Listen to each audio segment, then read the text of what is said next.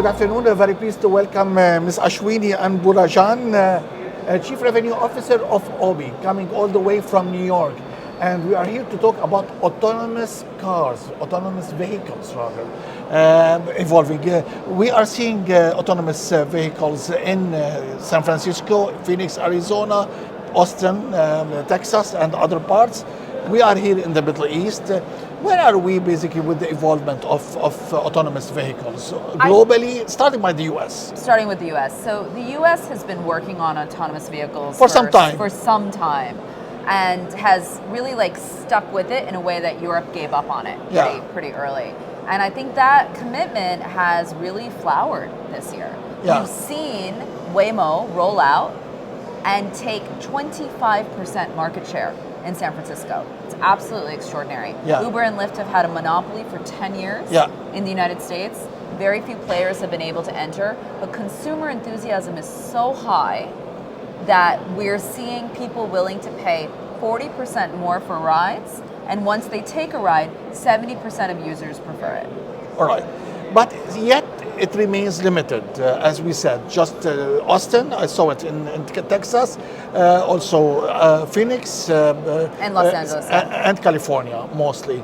How can we progress and basically across various geographies in the US and here in the Middle East? Yeah, I mean, I think of it as a technology curve, right?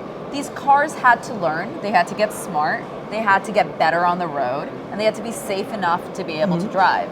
So in places like Phoenix, Los Angeles, San Francisco, they had city governments that were willing to let them on the road. Yeah. Right? Low enough populations, safe enough streets where they could actually do this, and the complexity was lower. Yeah. Now that that's happened, this is rolled out, we're seeing an acceleration across cities. That's a very important point. A transition from just a trial period into adoption, mass adoption.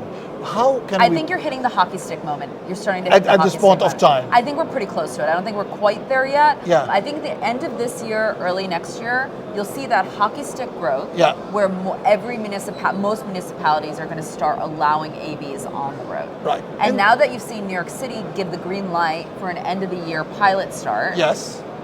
If you can drive in New York, you can drive in most places. Yes. Middle East. So you are here in the Middle East, in Dubai. What are you doing and how can we learn, basically? So OBI is a rideshare price aggregator that allows consumers to compare prices across different rideshare companies. Yes. We have an extraordinary data set on pricing, and we work with rideshare companies on pricing strategies. We've been expanding outside the United States for the last year, and we're growing a lot in the Middle East and Africa at the moment. So we were interested in coming and exploring the region and seeing what was available here. We're really interested in multimodal transport and sort of the idea of what we could do and contribute to the Middle East region. Yeah. And I think we bring a lot of data and strategy insights in order to give a new perspective. Yeah. So besides data, pricing, comparing pricing, basically, do you think that you will play a role in developing autonomous driving here in this part of the world? We would love the opportunity. We're definitely talking to a few stakeholders. And stakeholders. I mean, I've been very impressed at the conference on the focus on autonomous with trains and buses. Yes, as you know, Dubai was the first country in the world, or city in the world, to adopt the first driverless train or metro. And I subway. think the driverless metro is a sign of the willingness of this region to bring that on board. So I think the next step is, how does it happen with cars? Ashwini, thank you very much for being with us today.